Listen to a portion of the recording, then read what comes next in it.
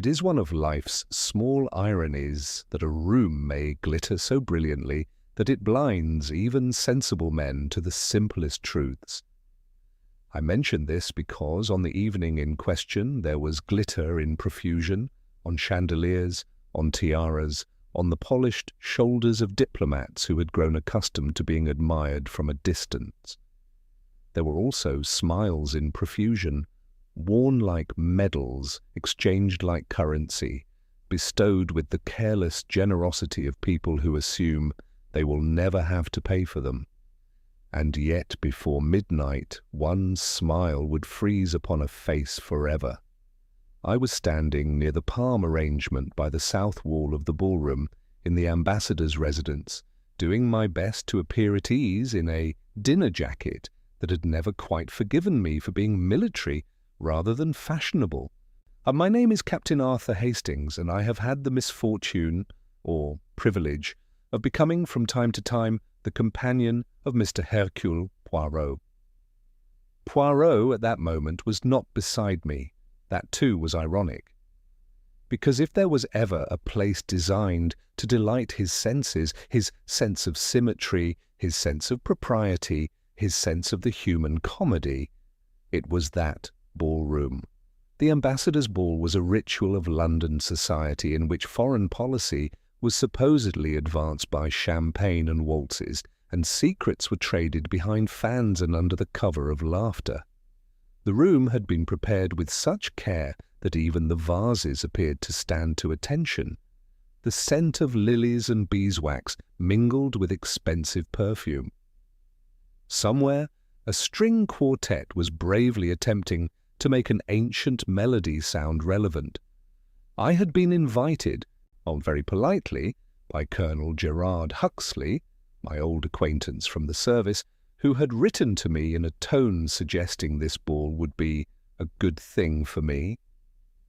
I am never quite sure whether my friends mean that I ought to meet a charming young woman, or whether they suspect I am growing eccentric from too much time in the company of a certain Belgian, possibly both. The Colonel spotted me almost at once, and bore down upon me with that clipped enthusiasm peculiar to men who have retired from danger and taken up committees. "Hastings, good man, you made it."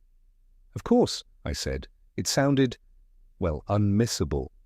"It is unmissable," said Huxley, and lowered his voice. "Also, important." "Important?" I repeated, wondering if I had wandered into something above my pay grade. Huxley's eyes flicked across the room, pausing on faces that looked as if they belonged on coins. "The Balkan delegation is here, the trade attaché from Paris, 2 fellows from the Foreign Office who pretend they're not from the Foreign Office, and, most relevantly, Ambassador Vassiliev has decided tonight is the night to show London that he is secure." Secure was a peculiar choice of word in a room full of armed security in plain clothes. Before I could pursue that, Huxley added, "And you've brought him, I hope?" "Brought who?" Huxley looked at me as though I had admitted to leaving my umbrella in the Sahara. "Poirot, of course." "Poirot?" I said, genuinely startled. "You didn't say—" "I hinted," said Huxley, with the air of a man who believes hinting is a form of precision. "It's all very discreet. You understand? The ambassador requested, well, not requested, let us say, suggested to a mutual friend that if Monsieur Poirot happened to attend, it would be, reassuring." This was the first time I had heard Hercule Poirot's name spoken in tones usually reserved for naval artillery. "I had no idea," I said slowly. "Poirot didn't mention anything to me." Huxley snorted. "Then he's already interested, that's how you can tell." As if in response to his words, I saw Poirot at last. He was entering the ballroom with a deliberation that made the mere act of walking look like an opinion. His evening clothes were impeccable, his moustache was so perfect it seemed to have been drafted by an architect, and his eyes, those bright measuring eyes, were already taking inventory. not of jewels or uniforms, but of people's hands, people's shoulders, the angles at which they inclined their heads when they greeted one another. And he moved toward me, avoiding collisions with such effortless grace that I suspected half the crowd unconsciously adjusted their paths to accommodate him. "Hastings," he said with satisfaction, as though I had been placed in the room for his convenience. "You are here? Good." "You were invited?" I asked. Poirot's smile was mild. "Invited, yes. Also, expected. That is different, is it not?" Colonel Huxley stepped forward and shook Poirot's hand with a soldier's bluntness that contrasted amusingly with Poirot's delicate grip. "Monsieur Poirot," he said, "I'm very glad you came." Poirot inclined his head. "My dear Colonel, when London chooses to gather its most interesting people into one room, how could I resist? It is like the aquarium. One looks, and one sees the fish, and one understands their nature." Huxley blinked. "Fish?" Poirot patted his sleeve as though removing an invisible speck. "It is a compliment, I assure you." Huxley, who could face artillery without flinching, seemed unsure how to respond to being compared to aquatic life. Poirot, having delivered this social grenade, turned his attention to the ballroom again. "A beautiful arrangement," he murmured. "So much effort, so much careful display, and already, I see, there is disorder." "Disorder?" I echoed, alarmed. Poirot's eyes rested for a fraction of a second on a tall man by the window, an elegant fellow in diplomatic black, speaking to a woman in pale green who held her fan like a weapon. "There," said Poirot softly, "the man who laughs too loudly, the woman who does not laugh at all, the young attaché who watches the exits more than the dancers." "I'm the waiter with the trembling hand." "You can tell all that at a glance?" I demanded. Poirot gave me a look of gentle reproach. "Hastings, my friend, you have eyes, but you do not always see."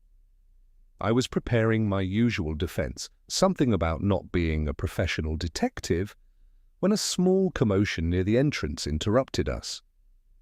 A woman had appeared, late 20s perhaps, dressed in midnight blue satin that made her look like a piece of the night sky that had decided to attend a party. A diamond chain lay at her throat with the easy confidence of old money.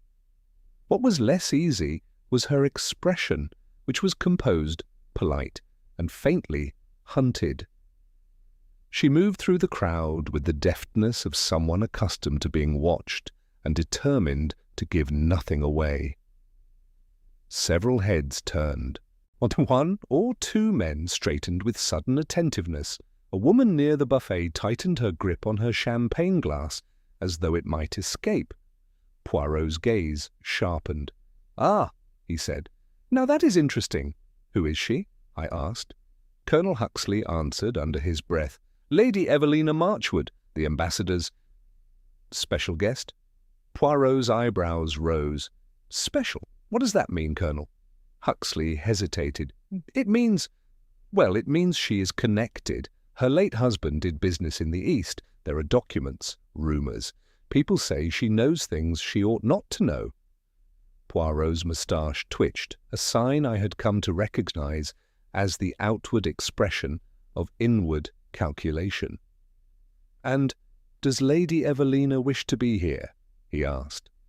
Huxley made a vague sound. "Tonight? She'd wish anything if it kept her safe." Poirot's eyes followed Lady Evelina as she greeted the ambassador. Ambassador Vassiliev was a thick-set man with the cheerful brutality of a bear trained to wear a uniform. His smile was broad, and his eyes were not. He kissed Lady Evelina's hand with exaggerated ceremony, speaking to her with the warmth of a man who wanted the room to believe he and she were on excellent terms. Lady Evelina's smile did not reach her eyes. "Poirot," I murmured, "do you think something is going to happen?" Poirot did not answer immediately. He was watching the ambassador's wife, a pale, severe woman, with a rigid posture, who stood half a step behind her husband, looking as though she had personally arranged the world and was disappointed with the result. Poirot finally spoke, very softly. "Hey, something has already happened, Hastings. It is only that no one has yet admitted it." Before I could absorb that, music swelled as the first formal dance began. Couples drifted toward the center of the floor. The quartet leaned bravely into romance. Laughter rose again like steam escaping from a kettle. Poirot's presence, I noticed, altered the mood in a subtle way. People smiled at him, yes, because one must smile at a famous man, but some smiles flickered, as if the muscles could not decide whether they were meant for charm or concealment. And then, in the midst of elegance and diplomacy, the most undiplomatic thing occurred. A young man, perhaps 25, staggered out from a side corridor that led toward the private offices of the residence. He wore a servant's jacket, but not like a servant. It hung on him as though he had borrowed it in a hurry. His face was grey with shock, his mouth opening and closing soundlessly like a fish out of water. Poirot's aquarium, indeed. He lifted a trembling hand and pointed back the way he had come. There's a man—" He swallowed convulsively, and the sound he made was not dignified at all. "Dead." The word struck the ballroom like a dropped tray.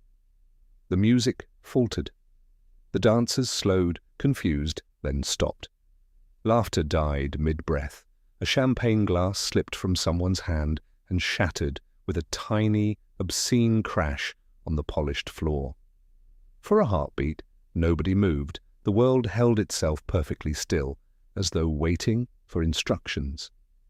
Then the ambassador barked something in his native language, sharp as a whip, and his security detail surged forward.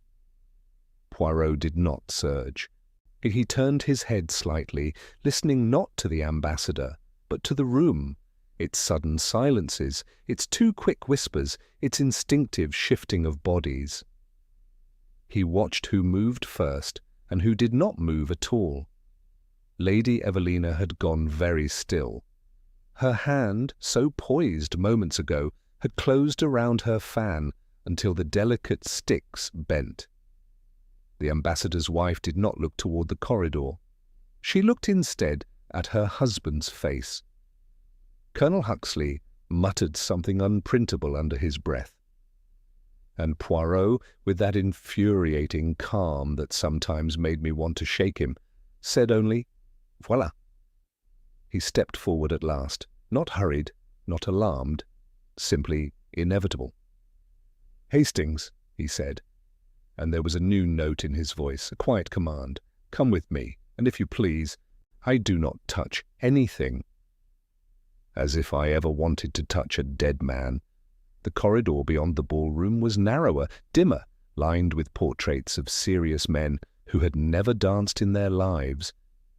The air smelled less of perfume here and more of ink and old leather. The commotion ahead grew louder, sharp voices, the scuff of shoes, the metallic click of a lock being tested. We reached a doorway that stood half open. 2 security men were holding people back. One of them tried to block Poirot. Poirot lifted a hand, small, polite, decisive. "I am Hercule Poirot," he said. The guard hesitated. It was astonishing how often a name could be a key.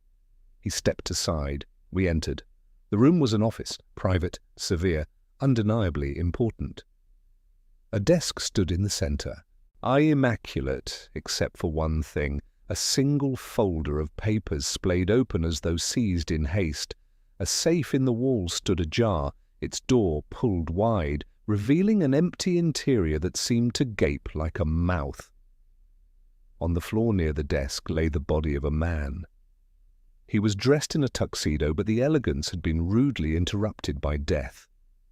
He lay on his side, one arm twisted beneath him, the other flung out, as if he had tried to reach the desk and failed. His face was turned toward us, His eyes were open.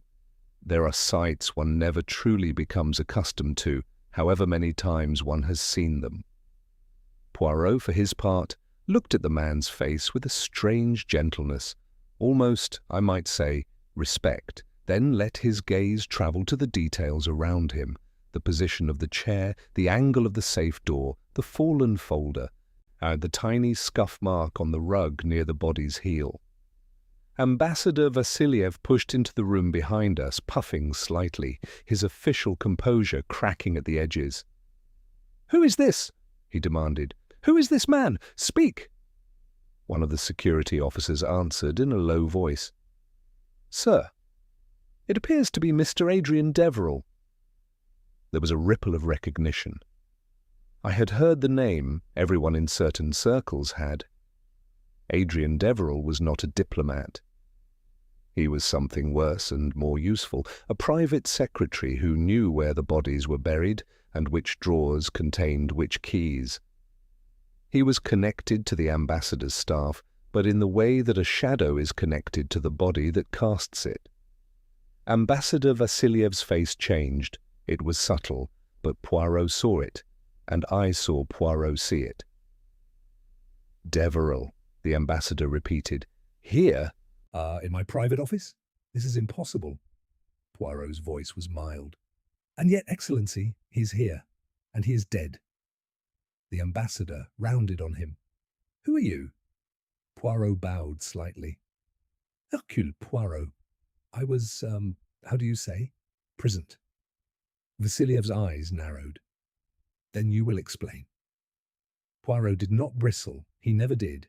He merely looked at the open safe. "I think," he said, thoughtfully, "that first we must ask what is missing." The security officer cleared his throat. "Sir, the safe—" "I can see the safe," snapped the ambassador. Poirot interjected with perfect courtesy.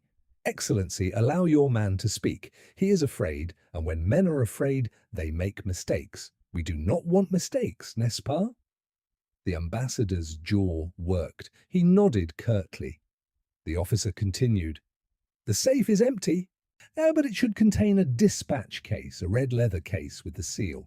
It was placed here this afternoon."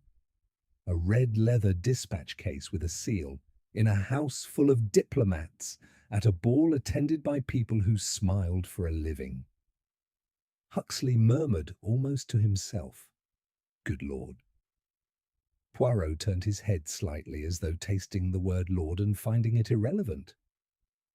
"And Mr. Deverell," Poirot said, "what was he to do tonight?" The officer hesitated. He was overseeing certain arrangements."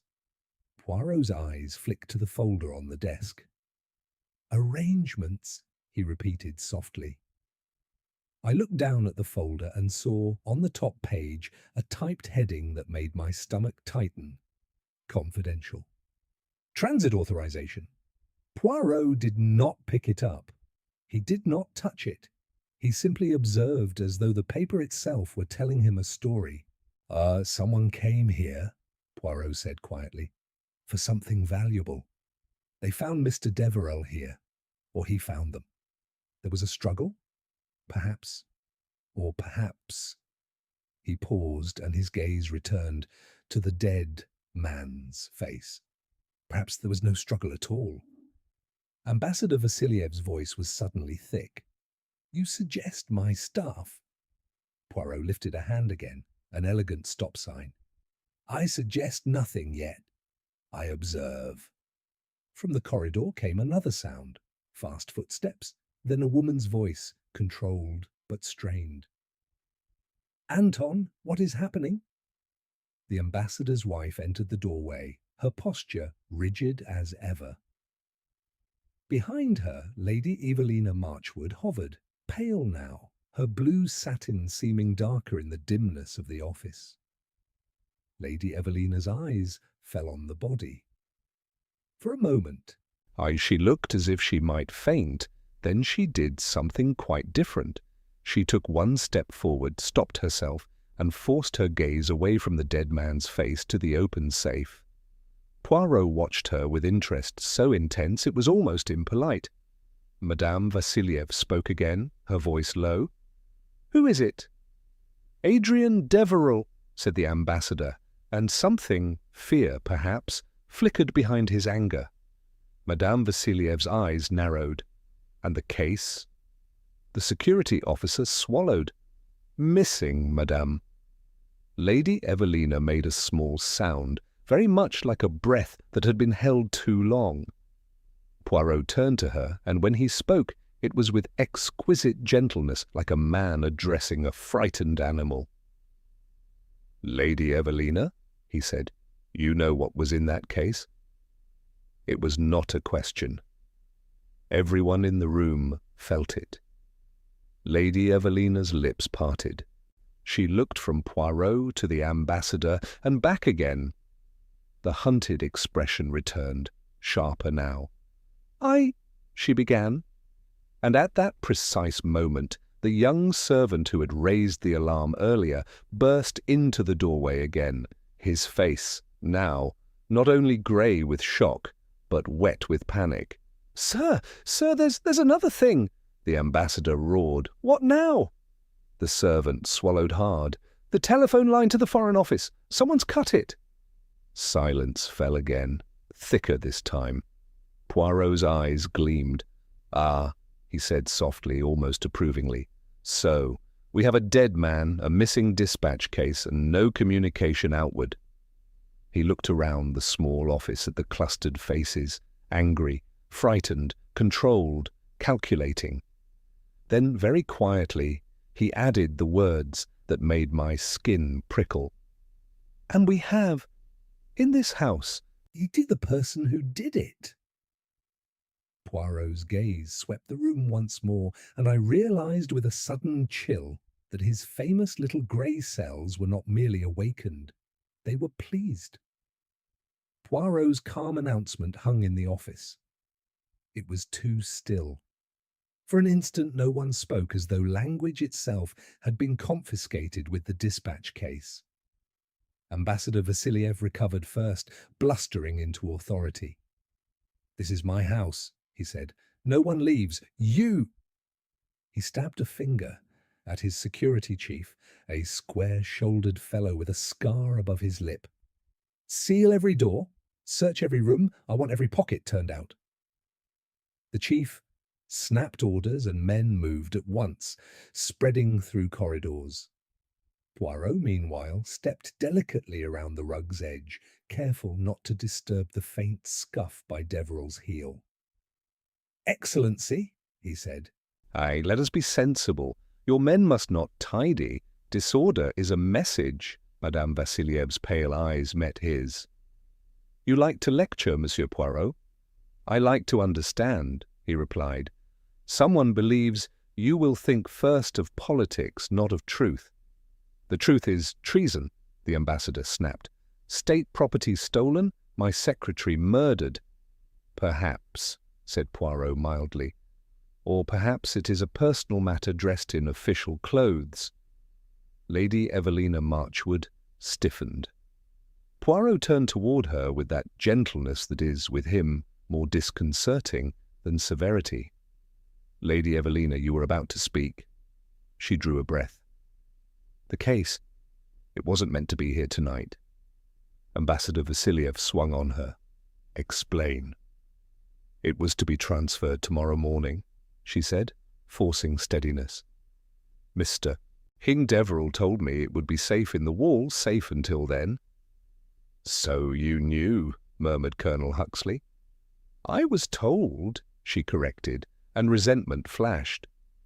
"Because I was made responsible for something I never asked to carry." Poirot's moustache twitched. "Responsible without authority, that is very human." The security chief returned, expression tight. "Excellency, the telephone line to the Foreign Office has been cut clean. Outer gates secured. No one has left since the alarm." "And the guests?" demanded the ambassador. "In the ballroom, sir. My men are keeping them together." Poirot nodded. "Excellent. Then we have our circle. Now, Excellency, allow me a request. Do not search them yet. Not until I have seen their hands. Their hands? Vasiliev echoed, incredulous. Hands carry more truth than mouths, said Poirot. Fingers forget to invent? We went back to the ballroom in a curious procession, the ambassador and his wife like fire and frost, Lady Evelina pale behind, Huxley muttering, and Poirot in the centre, unhurried as ever. The doors had been shut. The air was heavy with trapped conversation. Clusters of guests stood with abandoned champagne, fans stilled, the quartet silent. As we entered, a young man detached himself from a group near the piano and came forward with brisk importance. He was tidy, self-assured, and very clearly Foreign Office. "Sir," he said to the ambassador, "I am Philip Arundel. We must communicate with Whitehall immediately." "We cannot," said Vasiliev. "Someone has cut the line." Arundel's eyes flicked to Poirot. "And this is—" "Hercule Poirot," said Poirot, bowing. "At your service. Also at the service of truth, which is not always the same as the service of governments." "We don't have the luxury for riddles," Arundel said coldly. "You have the luxury," Poirot replied, "of not being dead." He stepped into the brightest patch of chandelier light. "Mesdames et messieurs," he said softly. Yet the room hushed. "A man has been murdered in this house. An object of importance has been stolen. Until we understand what has happened, none of you will leave." Protest rose at once, indignant murmurs, foreign exclamations, a woman's sharp, "Outrageous!" Poirot waited, hands folded, letting it spend itself. Then he lifted one finger. "It is also outrageous," he said gently, "to kill." Poirot continued, "Show me your hands." A pause of astonishment. Then, unwillingly, they obeyed. Gloved hands, bare hands, jewelled hands held out like evidence. De Poirot walked along the line as though inspecting an honour guard. His eyes noted a wine stain, a loose thread, a fresh scratch at a cuff. When he reached Arundel, he stopped. "You have no gloves?" "I don't wear them," Arundel snapped. "And yet your right thumbnail is broken. Recently." "I caught it on a chair," Arundel said, flushing. "Naturally," said Poirot, as though satisfied. He moved on. Lady Evelina's hands were steady, but her knuckles were white. Madame Vasiliev's were immaculate and cold. Colonel Huxley's broad hands bore old scars. The security chief's fingers were faintly stained with something dark. Poirot stopped before the tall gentleman I had noticed by the window, the one who laughed too loudly. "Count Lucien de Valois," he announced, flourishing his hands. "As you see, perfect." Poirot's gaze lingered on the cuffs. "Ah, perfectly laundered. Too perfectly for a man who has been smoking." Valois laughed. "You accuse me of bad manners?" "I observe," said Poirot pleasantly, "and I note that washed hands can be convenient." The Count's laughter faltered for a fraction. Poirot moved on, and I felt unease ripple through the crowd. At last, Poirot returned to my side. "Hastings," he murmured, "we have not found the murderer, but we have found the anxious ones." Before I could ask which, a sharp cry sounded near the buffet. A maid stood staring at the floor.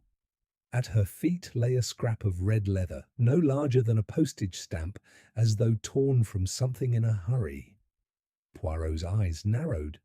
"Ah," he said very softly, "the game advances." Poirot did not snatch at the fragment as a terrier might seize a bone. He looked first at the faces around it. "Do not move," he said, and the simple request stilled the nearest guests more surely than the ambassador's barked commands. The rosy maid hovered, pointing down with a shaking finger. Count de Valois drifted closer, curiosity sparkling. Philip Arundel's mouth tightened, as though he wished bureaucracy could erase leather scraps. Poirot beckoned the security chief. "Bring me an empty glass and a clean handkerchief." With the handkerchief he lifted the scrap under the inverted glass, trapping it neatly. "Now," he said, "it will not be kicked, pocketed, or conveniently forgotten." Ambassador Vasiliev thrust out a hand. "Give it here." "Later," Poirot replied with maddening politeness. "Evidence is like diplomacy, Excellency. Handled roughly, it becomes useless." He raised the glass so the red showed plainly. "Juan, this belongs to the missing dispatch case. Therefore the case has been in this ballroom since the alarm." A wave of outraged murmurs rose and fell. Poirot let it exhaust itself, then asked softly, "Is it not true that each of you has something you wish to keep?" The question landed oddly. Smiles faltered, eyes slid away from eyes. Poirot moved to the buffet. "Tell me, who served here?" "Me, sir," said the maid, swallowing. "And Georges."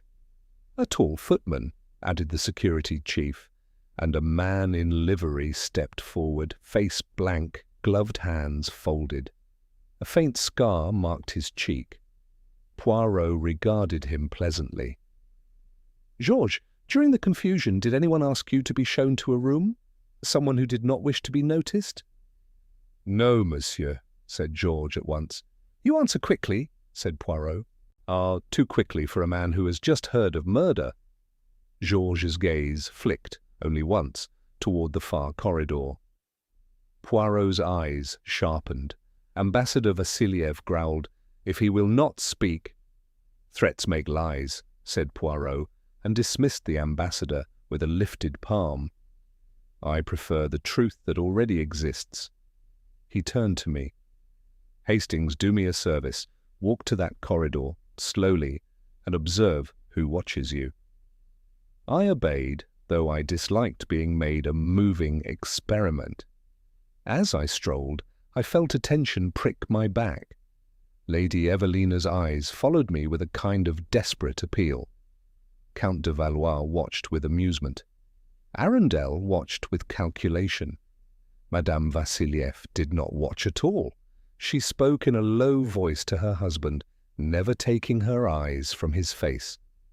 At the corridor's mouth I paused, turned, and met Poirot's gaze across the room. He gave the smallest nod as if I had confirmed a suspicion.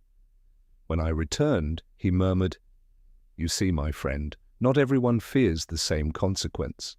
Fear points to hiding places." Then he spoke aloud again.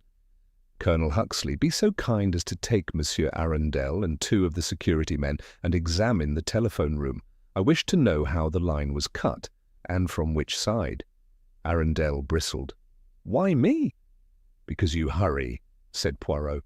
"The person who cut that line also hurried. Perhaps you will recognize the haste." Huxley, glad of something practical, shepherded Arundel away with 2 guards. Poirot shifted slightly so the palm arrangement screened him from the ballroom.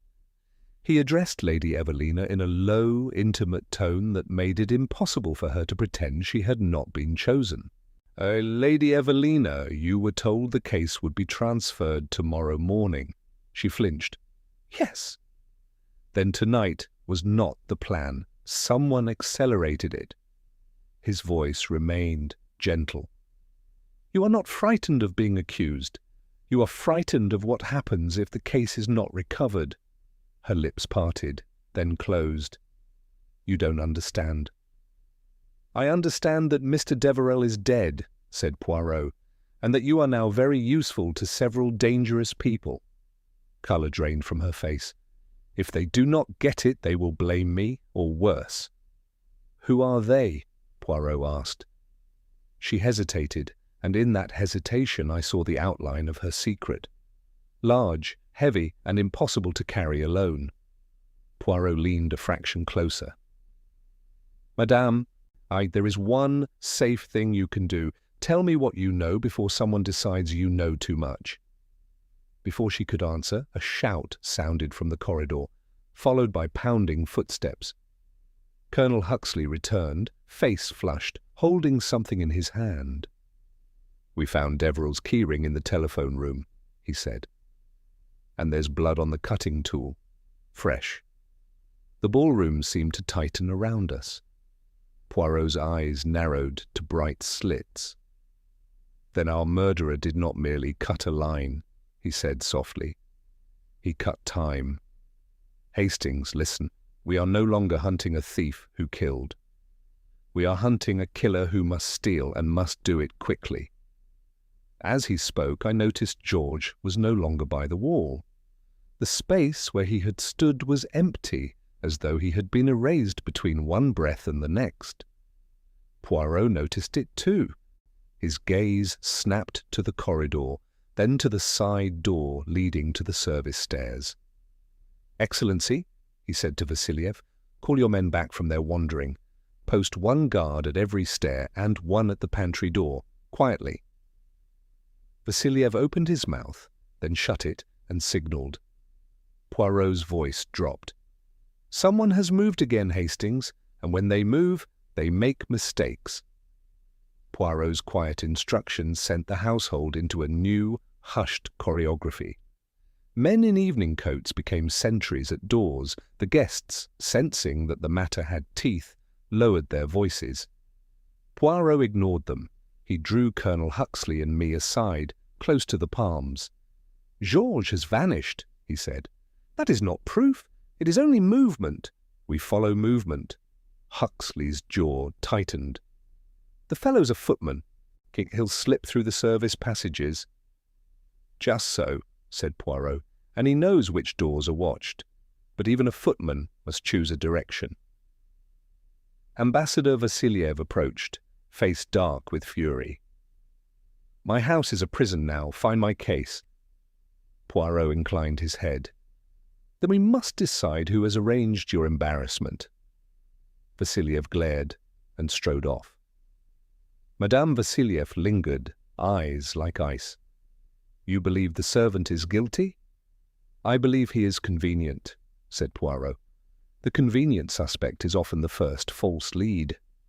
Madame Vasiliev's mouth tightened. "And Lady Evelina is also convenient." Poirot looked at her steadily.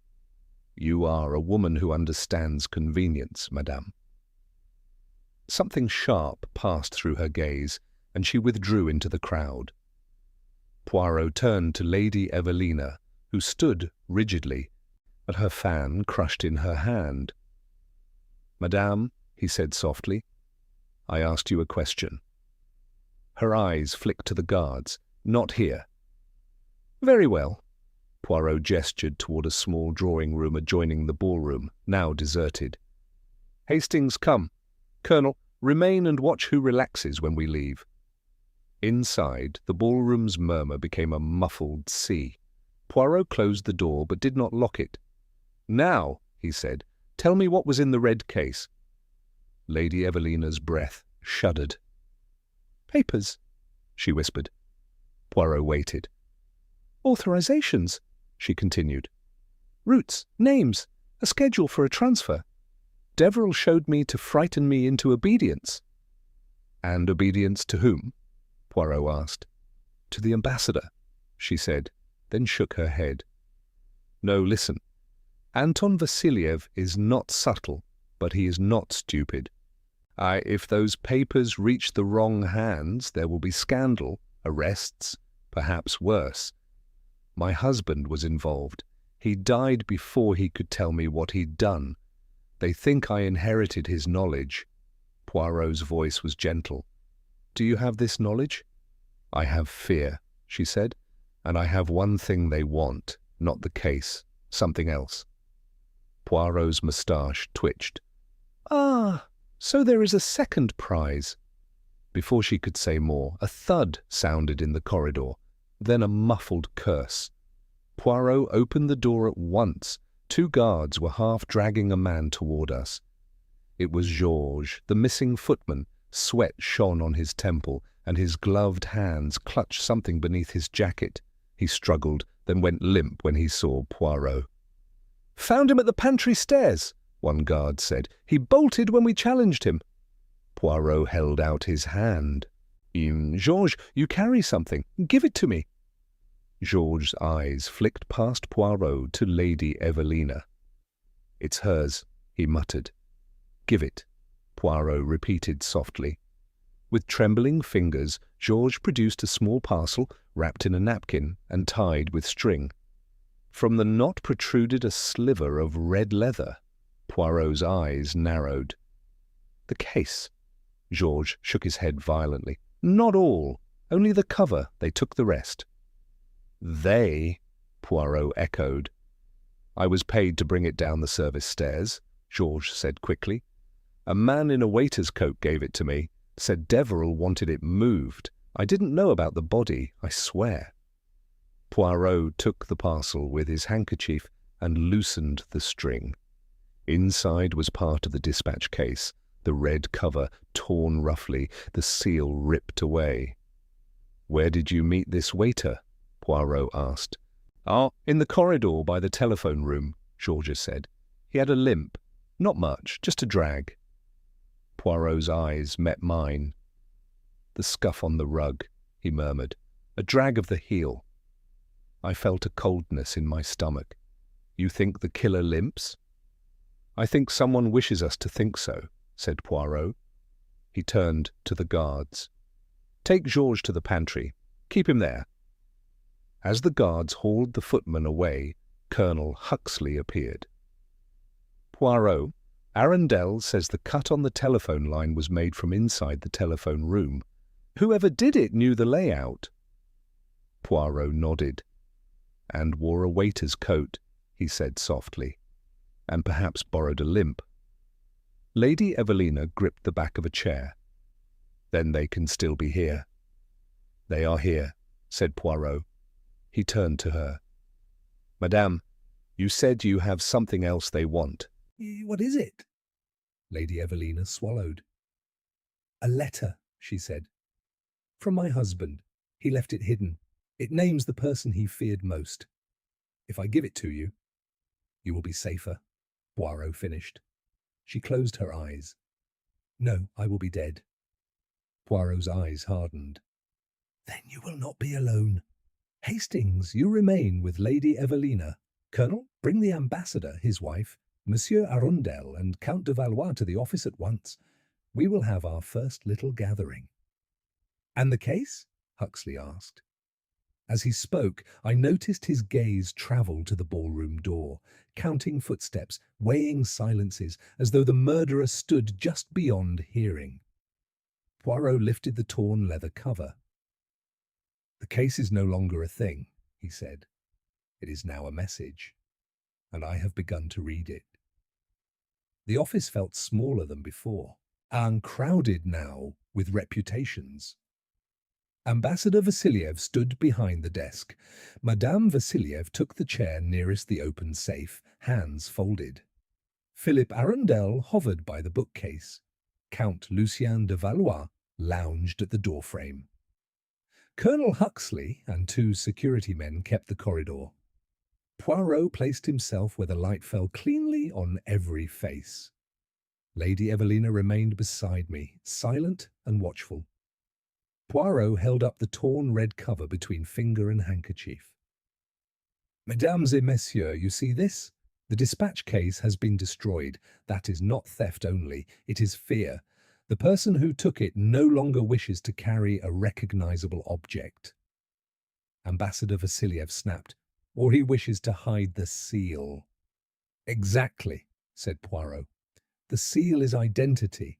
Without it, the papers are only paper until they reach the correct hands. And therefore our thief already knows where to deliver them. Arundel's jaw tightened. You're making assumptions. I make deductions, Poirot corrected. De Valois murmured, and the telephone line? It was cut from inside, Poirot replied. So the cutter had access, servant, guard, guest, who knows the house, or someone who borrowed that knowledge. Madame Vassiliev's eyes narrowed. You speak as if this is a parlour puzzle. It is a parlour, Poirot said softly, and the puzzle bleeds. He turned to the ambassador. Excellency, who besides Mr. Deverell had the combination to the wall safe. The ambassador hesitated. My wife, myself, and... His mouth tightened. The security chief for emergencies. Poirot nodded. Our circle tightens. Now, Monsieur Arundel, why did you demand to call Whitehall at once? You did not ask how Mr. Deverell died. You asked only to communicate. Because those documents affect national security, Arundel snapped.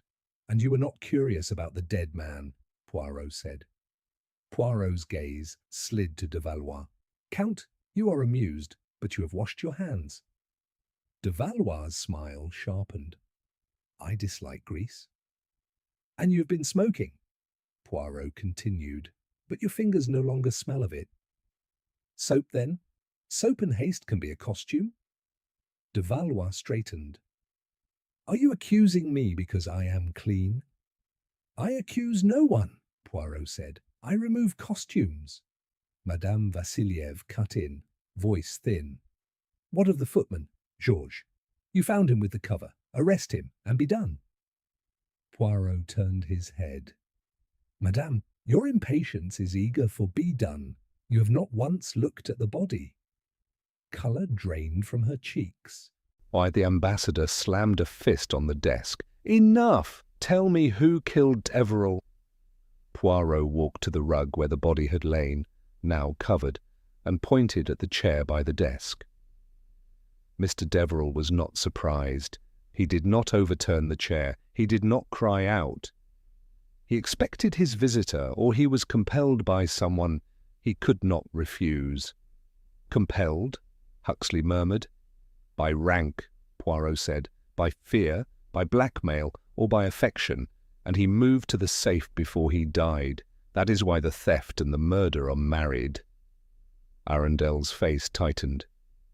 You can't know that. I know it because the safe was open, the folder was open, and because the killer had to leave with something, Poirot replied. He did not come merely to kill, he came to take. Lady Evelina made a small sound. I felt her fingers bite into my sleeve. Poirot's gaze softened as it fell on her.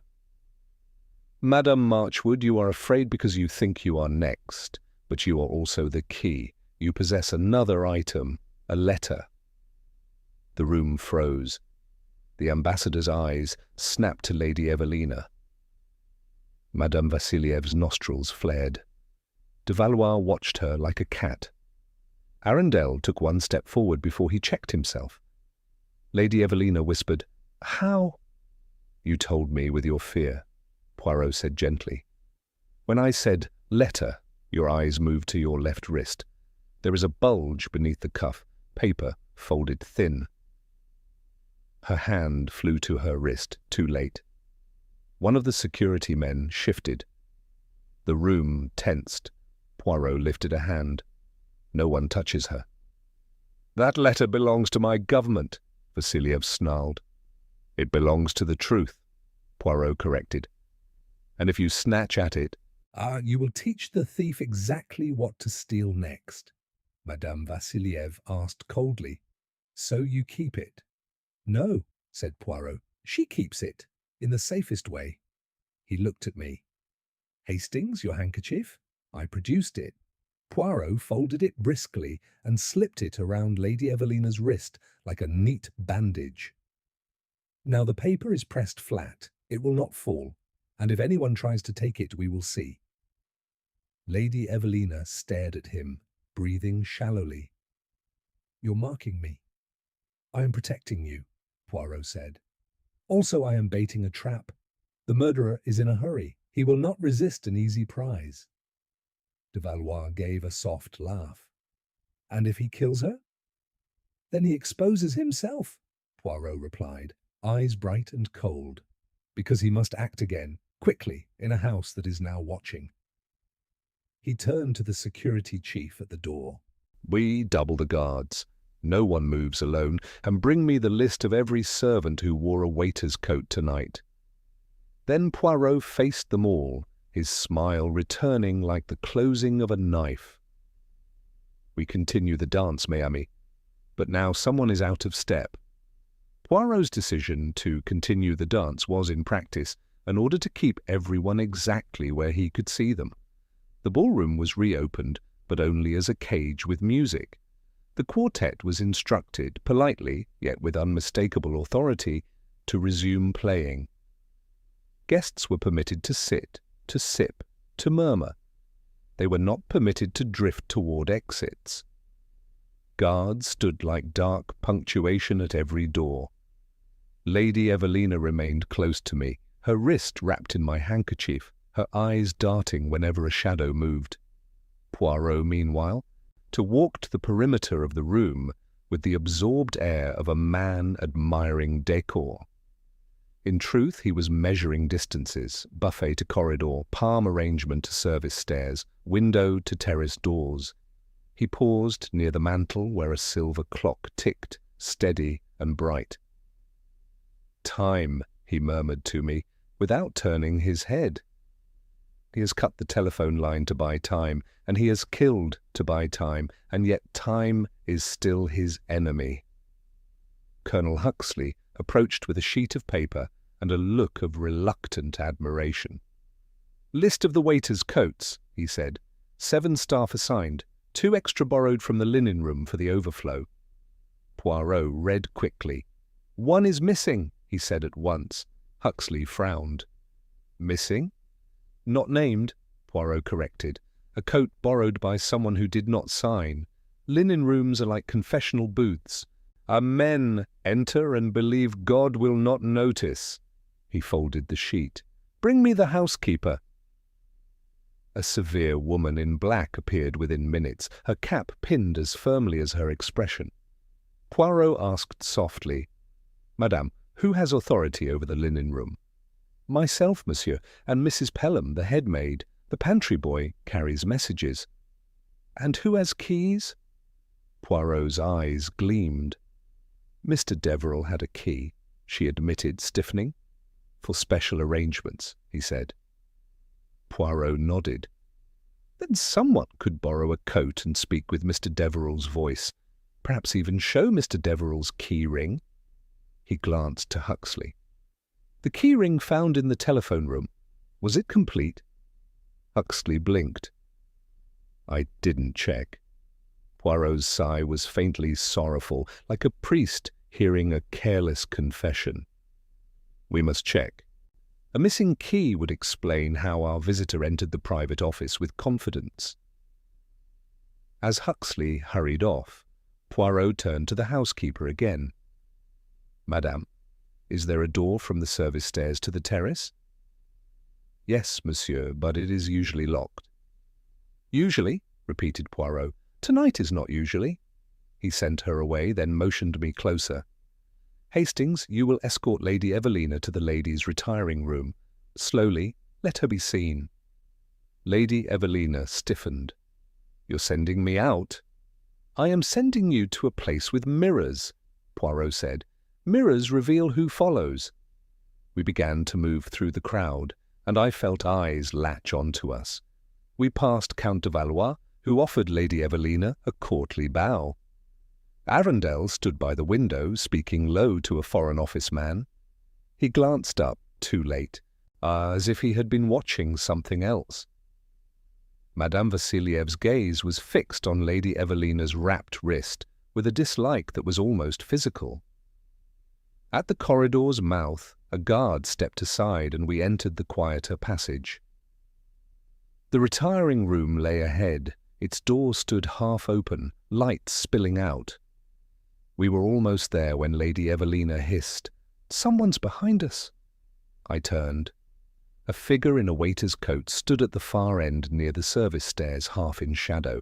He moved the instant I looked, one quick glide toward the stair door. And the movement had a peculiar hitch, as though his left heel did not fully lift. "The limp," Lady Evelina breathed. I lunged, but the man vanished through the door, and by the time I reached it, the stairwell was empty. Only a faint smell of soap and tobacco lingered, maddeningly ordinary. Our Poirot arrived behind me, as if he had been summoned by my frustration. He looked at the stair door, then at the scuff marks on the stone step. "He wishes you to see the limp," Poirot said softly. "You saw him?" I demanded. "That was our waiter." "Perhaps," said Poirot, "or perhaps a message, but he has led us somewhere."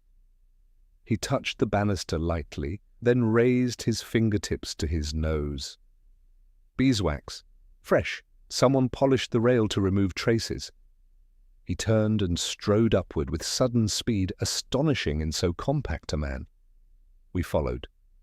At the top, the stair opened onto a narrow landing with a locked door bearing a brass plate, "Linen Room." Poirot tried the handle. Locked. He smiled. "Of course." From below came hurried footsteps. Huxley appeared, panting, holding the keyring in a handkerchief. "One key's missing," he said. Poirot's eyes shone. "Then we are in the right place." He selected a key, inserted it, and the door clicked open. The linen room smelled of starch and lavender.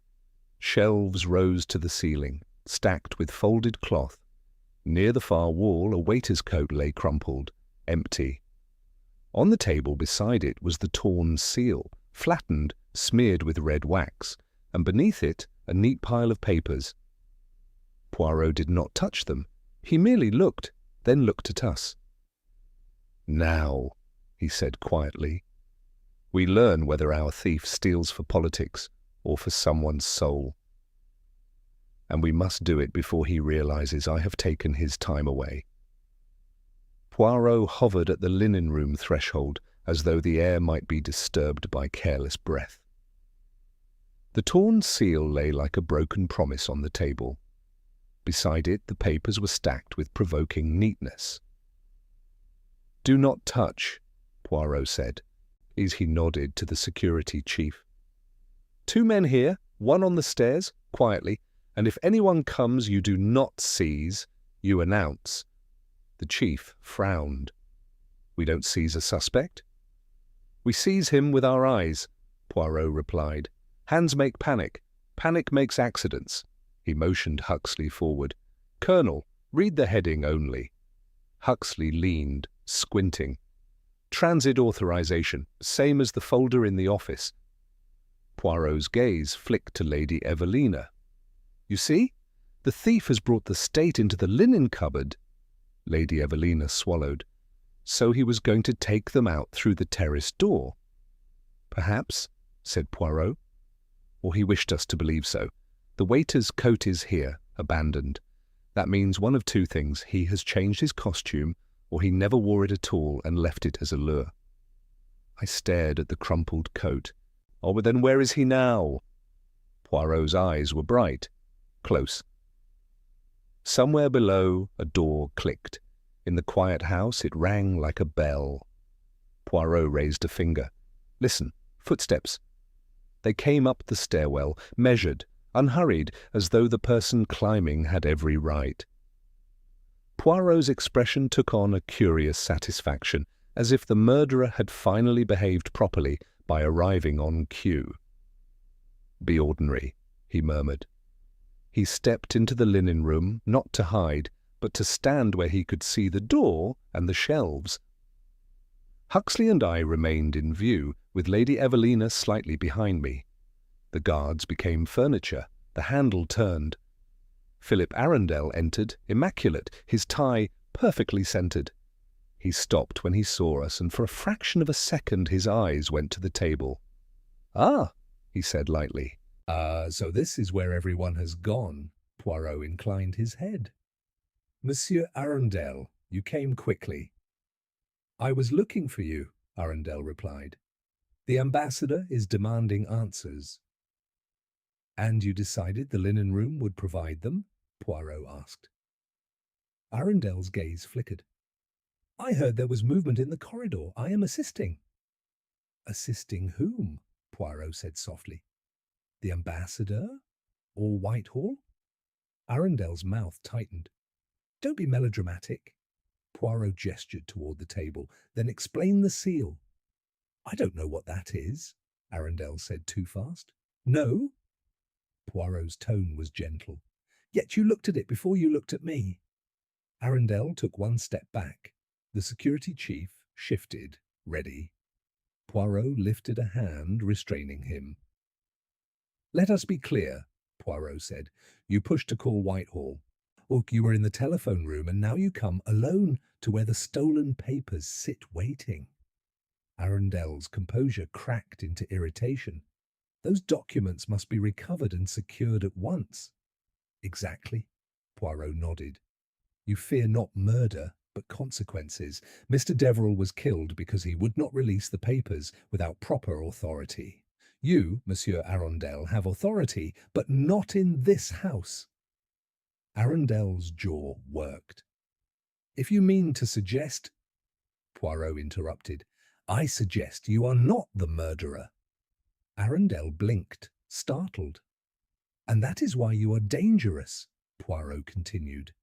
Because you are capable of delivering the papers to the murderer and calling it duty. Arundel's face flushed.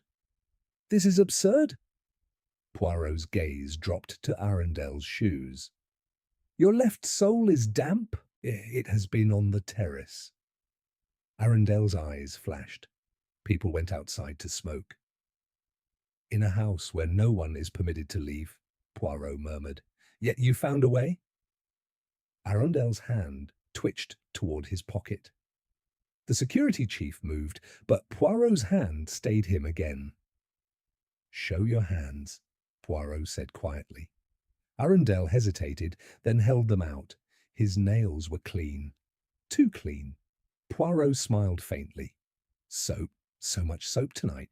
Lady Evelina's breath caught. Arundel's gaze snapped to her wrist, to the handkerchief bandage, hungry, quickly suppressed. Poirot saw it. Ah, you know of the letter. Arundel's voice hardened.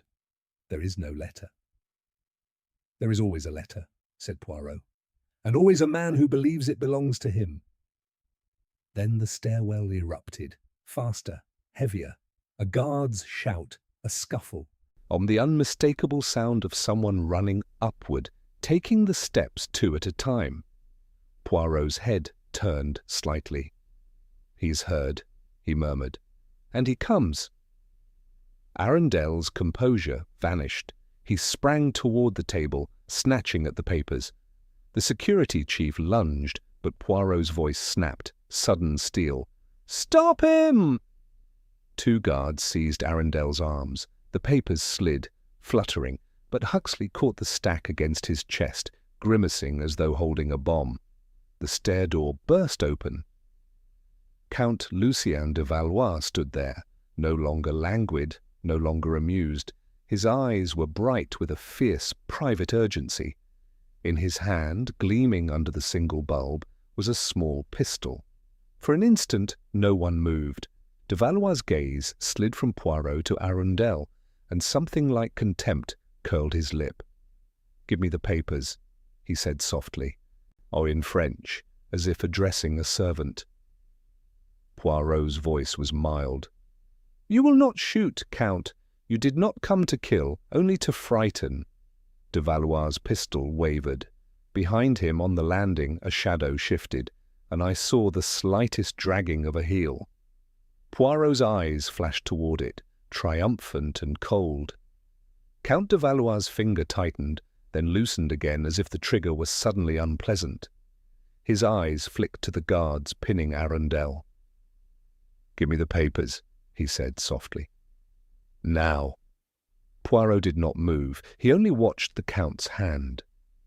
"It trembles," he observed. "Not with fear for yourself, but with fear of failing someone else." "I know the type," Poirot added. "The man who believes himself a hero and therefore grants himself permission for any crime."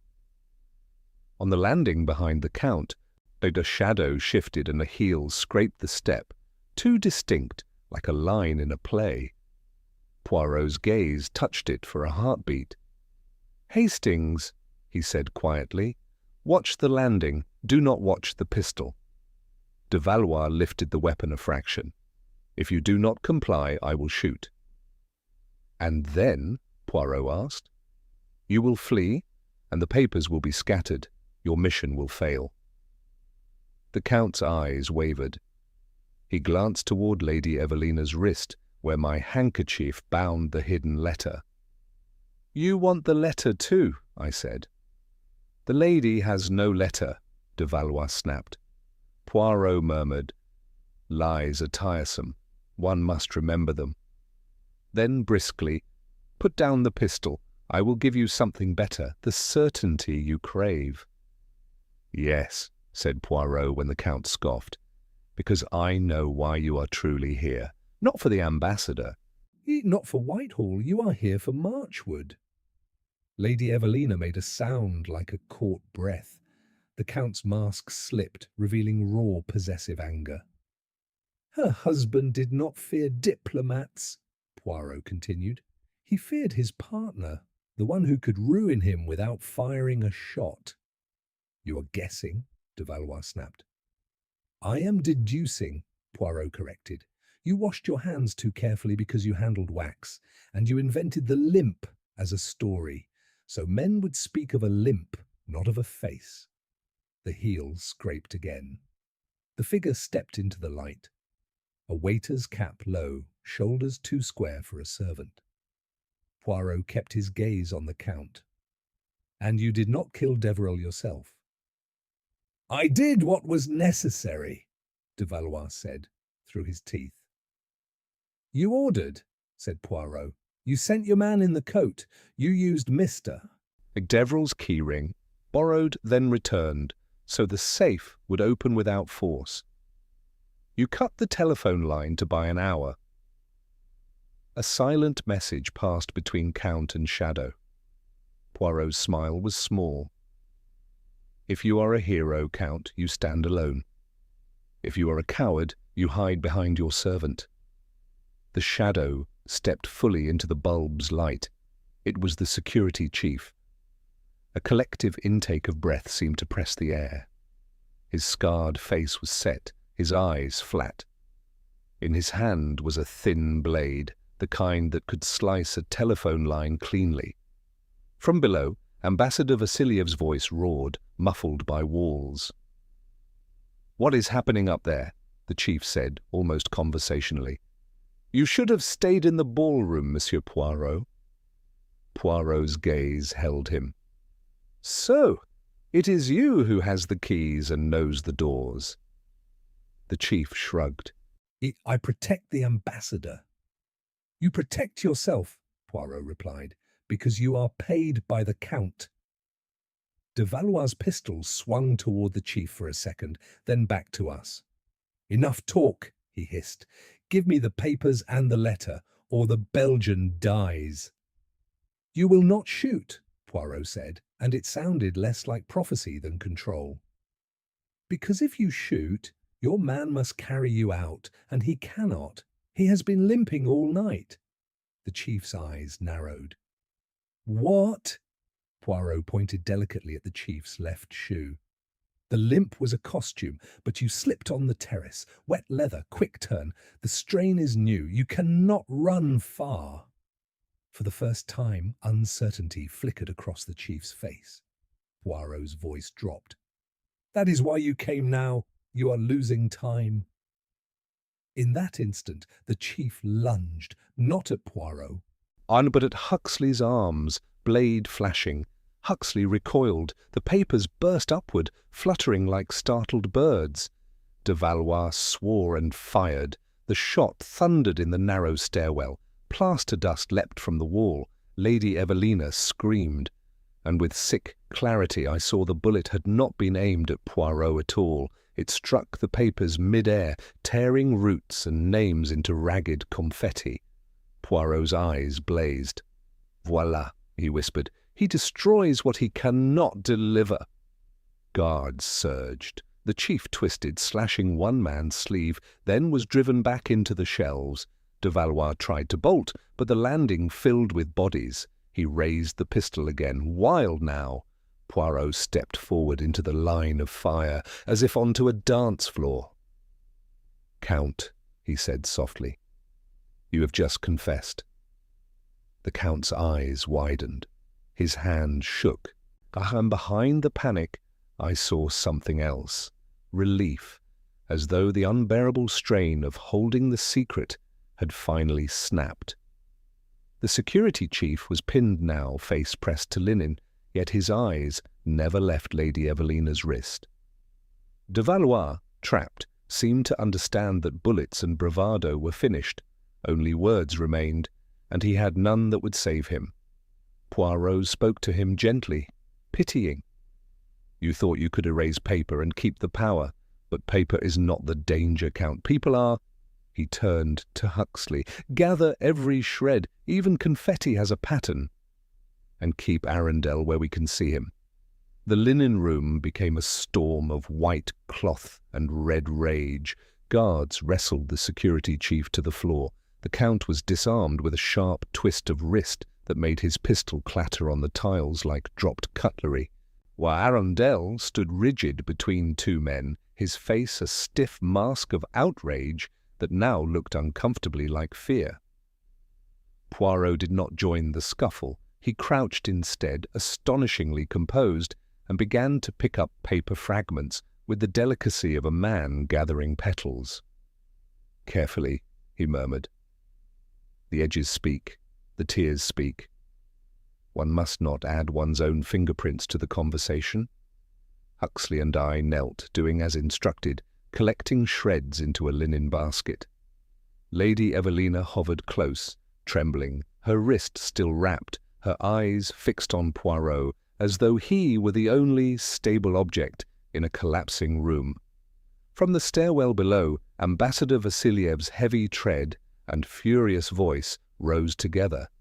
He burst in, red-faced, and stopped dead at the sight. His security chief pinned, de Valois pale and dishevelled, a paper confetti drifting down like obscene snow. "What is this?" he thundered. "Count de Valois, armed? In my house?" De Valois lifted his chin with a last remnant of aristocratic pride. "You invited me, Excellency." "And you," Vassiliev snarled at the chief. "You swore loyalty." The chief spat out a laugh. "I swore survival." Poirot rose, brushing his knees as though dust were the only matter of importance. "Excellency," he said, "there has been a mistake. Many mistakes, but the worst was the belief that the murder could be concealed behind politics. It cannot. Murder is personal." Madame Vassiliev appeared in the doorway, her calm so severe it frightened me more than her husband's rage. Her eyes took in the scene without widening. They went at once to the Count. "Hugh," she said softly, and there was venom in the syllable. Lady de Valois' gaze flickered. "Madame." Poirot watched the exchange as though noting a new piece on the board. "Ah," he murmured. "So there is history." Arundel snapped. "We must restore order. Those papers, if they're compromised—" Poirot turned on him, and for once his politeness sharpened into a blade. "Monsieur Arundel, you will be silent until I ask you. You have been in too great a hurry to be trustworthy." Arundel flushed, but the guards tightened their grip, and he bit back whatever he had meant to say. Poirot addressed the ambassador. "Count de Valois has confessed, by his action, to interfering. He has destroyed the papers because he cannot safely deliver them now. Your security chief cut the telephone line and arranged access, but neither of these men, I think, killed Adrian Deverell with his own hand." Vassiliev's face contorted. Then who?" Poirot's eyes went to Lady Evelina. "There is still a letter, and there is still a dead man in your office who, I suspect, died with a choice in front of him." He gestured toward the stairwell. "We return to the private office, all of us. We will walk, not run. We will not create new confusion to hide old guilt." The procession down the stairs felt like a funeral march that had forgotten its hymn. Guards led the security chief, wrists bound. The Count walked unsteadily, his face now drained of swagger. Madame Vassiliev moved like a blade. The ambassador's fists opened and closed as if searching for a throat. Arundel, tight-lipped, kept his gaze forward. Lady Evelina stayed close to me, her shoulders drawn up, as though bracing for the next blow. In the office, the covered body lay where we had left it. The open safe gaped. More, the folder on the desk remained, its top sheet still bearing the cold stamp of confidentiality. Poirot stood by the desk and looked at each of them in turn. "We have," he said, "3 threads. First, the theft of the dispatch case. Second, the cutting of the telephone line. Third, the murder of Mr. Deverell. 2 of these have been nearly explained. The third is still a shadow." He nodded to Huxley. "Colonel, the fragments, can you assemble enough to read?" Huxley set the basket on the desk. "Not yet, but the headings repeat. Routes, dates, a signature block, damaged." Poirot nodded. "Enough to know it was real, enough to know why men would kill for it." He turned to the security chief. "You cut the line, you fetched Deverell's keyring, you wore a waiter's coat, you carried the case. Did you kill him?" The chief's eyes were flat. "I found him dead." "A convenient answer," Poirot said. "And you, Count, did you kill him?" De Valois' throat bobbed. "No." Poirot's gaze went to Arundel. "And you, Monsieur Arundel, did you kill him?" Arundel's voice was clipped. "Of course not." Poirot nodded as though confirming something. "Then we look elsewhere. We look at the one person who had access, motive, and the authority to command Deverell without struggle." He turned, very slowly, toward Madame Vassiliev. The room tightened. The ambassador's head snapped to his wife. "Elena!" Madame Vassiliev did not flinch. "You are a foolish man, Anton," she said quietly. "You invite wolves and then ask why there is blood." Poirot's voice remained gentle. "Madame, you have not once asked how Mr. Deverell died. You have asked only about the case." "Did you want the matter done? Why?" Her pale eyes met his, unblinking. "Because my husband's career hangs on it." "And your own?" Poirot asked. A flicker so slight passed across her face. It was not guilt precisely, it was calculation.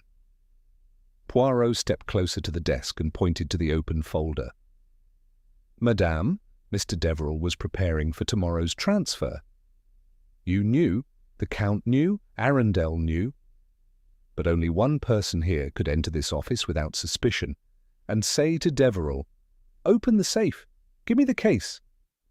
Only one person Deverell would obey without shouting." The ambassador's voice cracked. "Elena, tell him he's mad!" Madame Vassiliev's lips curved faintly. "He's not mad." Silence fell like a curtain, and in that silence I realized Poirot had reached a precipice. One step more, or none the truth would either appear, or someone would push the room into chaos to prevent it. Madame Vassiliev's calm acknowledgement struck the room harder than any accusation. Ambassador Vassiliev stared at his wife as though she had spoken in another language. Arundel's eyes darted, already measuring what could be written in a report. Count de Valois swallowed, his bravado reduced to a thin silence. The bound security chief watched Poirot with an animal patience, waiting for the moment to bite again. Poirot did not press at once.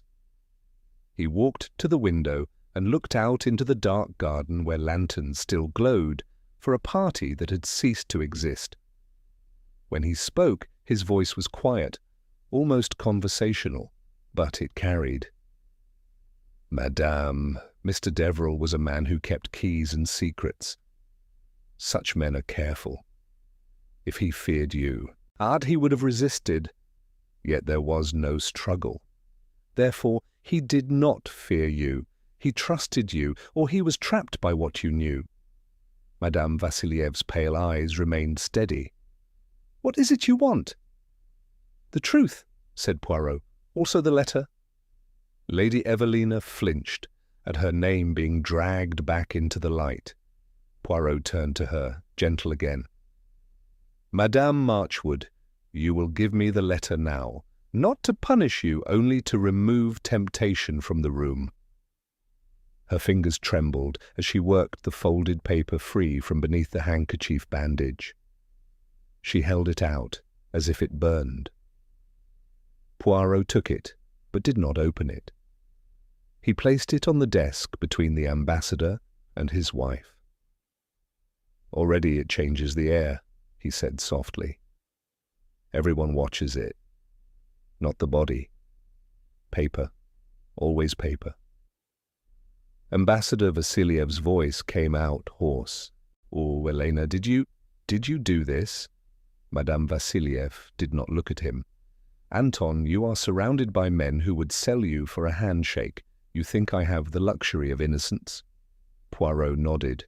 "So, you admit you acted. But acting is not yet killing."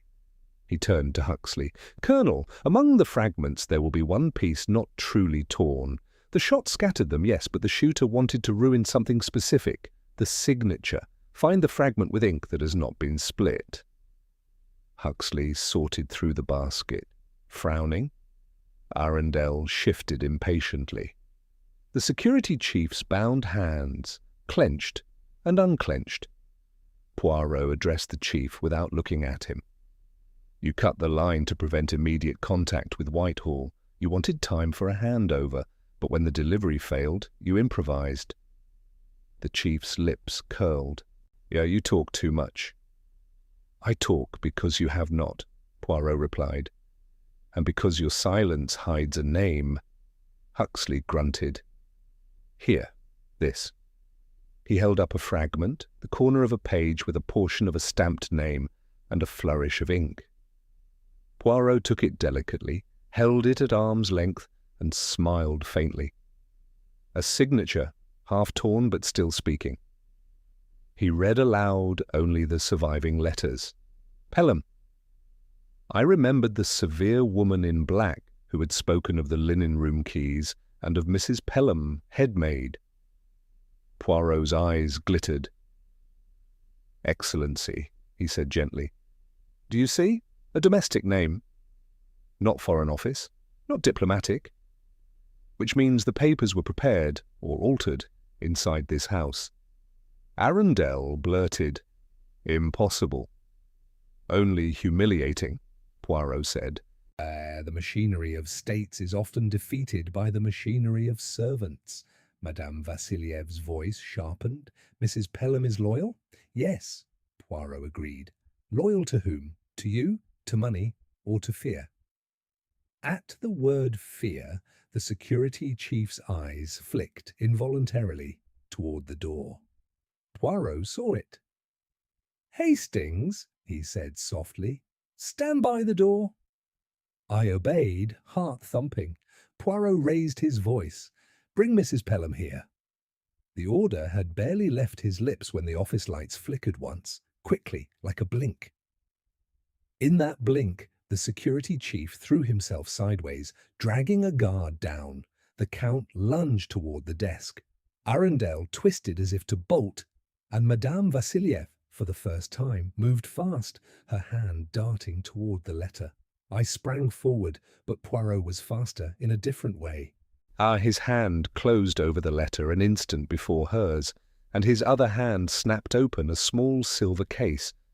A pinch of pale powder fell onto the paper.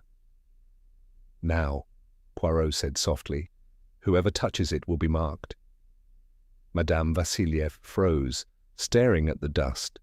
The Count halted mid-reach, his face pinched with fury. The guards recovered, forcing the security chief back down, breath heaving. Poirot's eyes swept them all. "You see, I did not need to accuse. I needed only to place a temptation, and you all reached, each in your own way." He looked at Madame Vassiliev, and his voice became almost tender. "Madame, you did not kill Deverell for politics. You killed him because he would not give you the letter. A sound like a sigh came from the ambassador, but it was not relief. It was the slow collapse of certainty. "The letter," he whispered. "What is in it?" Madame Vassiliev's eyes did not blink. "Lies," she said. "Men's lies." Poirot lifted the dusted paper without opening it. "Perhaps," he said, "but even lies have handwriting, and Mr. Deverell died because this page could unmake someone." He nodded to the guards. "Take the Count and the chief downstairs. Keep them apart." Then he turned to Arundel. "And you, monsieur, your hurry ends now. You will tell me who in Whitehall expected these papers tonight." The office door closed behind the removed prisoners with a dull finality. Silence lingered, but it was no longer the tense, expectant silence of confusion. It was the heavy stillness that follows the first crack in a facade. Poirot remained standing by the desk, the dusted letter resting lightly between his fingers. The pale powder clung faintly to Madame Vassiliev's fingertips, where she had almost touched it. It was not much, barely visible, but in Poirot's eyes it might as well have been scarlet. "Excellency," he said gently, "we must conclude." Ambassador Vassiliev looked suddenly older. "Conclude what? My humiliation?" "Your education," said Poirot quietly. He turned first to Philip Arundel. "Monsieur, you were impatient because you expected the dispatch case to leave this house tonight. Not through official channels, but through quiet hands. You were prepared to receive it. That is why you pressed for the telephone, why you followed movement, why you came to the linen room alone." Arundel's composure cracked. "I was safeguarding British interests." "Non," said Poirot. "You were safeguarding your advancement. A man who delivers secrets rises quickly, but you did not kill Mr. Deverell. You arrived too late to be the architect, only early enough to be useful." Arundel's silence was answer enough. Poirot turned to the ambassador. "Your security chief cut the telephone line and wore the waiter's coat. He staged the limp to mislead us. He believed he was serving you, but he was serving another." "De Valois," Vassiliev muttered. "Yes," Poirot said. "The Count wished the papers. He feared what they contained. Not merely roots and authorizations, but amendments. Changes made quietly, changes that shifted advantage." He held up the torn fragment with the partial signature. Mrs. Pelham's name appeared because the documents were retyped here, in this house, under supervision. Madame Vassiliev did not deny it. Poirot's gaze settled on her at last. "You understood that the dispatch case contained more than political arrangements. It contained evidence of private agreements, agreements that, if revealed, would destroy not only careers but reputations. And among those agreements was something tied to Lady Evelina's late husband." Lady Evelina closed her eyes. Poirot continued. "Mr. Deverell knew of the letter. He suspected it named the true architect of the altered documents. He refused to surrender the case without securing himself first. Perhaps he intended to negotiate, perhaps to defect." The ambassador made a strangled sound. "Elena," Madame Vassiliev finally looked at her husband. There was no hysteria in her expression, only a weary severity. "Adrian was clever," she said. "Too clever. He thought he could balance loyalties." "Yeah, he thought he could use the letter." "And so," Poirot said softly, "you confronted him." She inclined her head once. "You entered this office with authority. He opened the safe. You demanded the letter. He refused or hesitated. In that hesitation lay your ruin. You struck him." Her voice was calm. "I did not mean to kill him." "No murderer ever does," Poirot replied gently. "But you struck him with the heavy paperweight on the desk. It was quick, quiet. Then you summoned your security chief. He saw opportunity. He believed he could turn disaster into advantage by stealing the case, delivering it to the Count, and silencing the line. The ambassador staggered back into a chair. "You killed him?" Madame Vassiliev's eyes did not waver. "I protected you by destroying me," he whispered. Poirot stepped forward, voice soft but unyielding. Madame, you miscalculated. You believed the letter in Lady Evelina's possession was the only threat, but Mr. Deverell had already begun to protect himself. The folder left open on the desk was not carelessness, it was leverage. He intended to copy what he knew. Madame Vassiliev's composure faltered for the first time.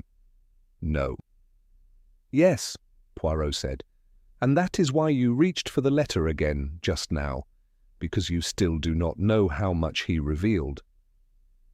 He placed the dusted letter back on the desk, unopened. "Shall we read it?" he asked. No one answered.